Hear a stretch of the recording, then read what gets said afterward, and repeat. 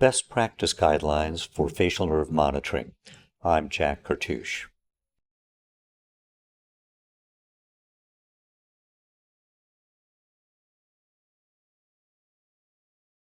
Part 2, Post-Incision Checklist. As discussed in Part 1, facial monitoring can be effective in reducing the risk of facial nerve injury. Monitoring, however, can fail if users do not follow a standardized protocol.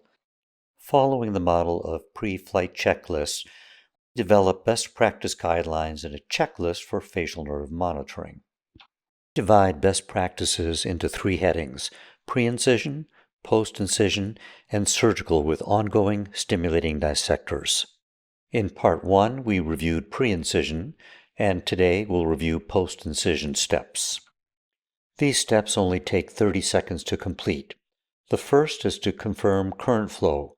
After incision, stimulate any soft tissue well before getting to the nerve. If I touch anywhere on soft tissue, we should hear the warble tone, and that tells us that current is indeed flowing. If you touch anywhere on soft tissue and you do not hear the warble tone, then the stimulator or the monitor are not correctly set up and it cannot be relied on.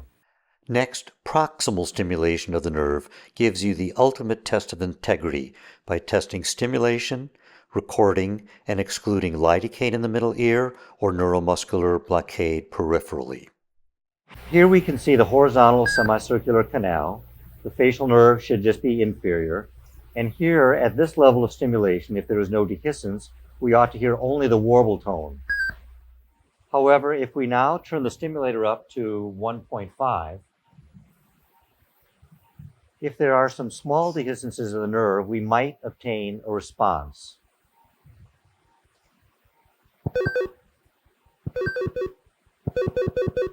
This now absolutely confirms that the monitor and the stimulator are working, and it also confirms that anesthesia has not inadvertently given muscle relaxants. This demonstrates how quickly and easily the most basic steps can be performed.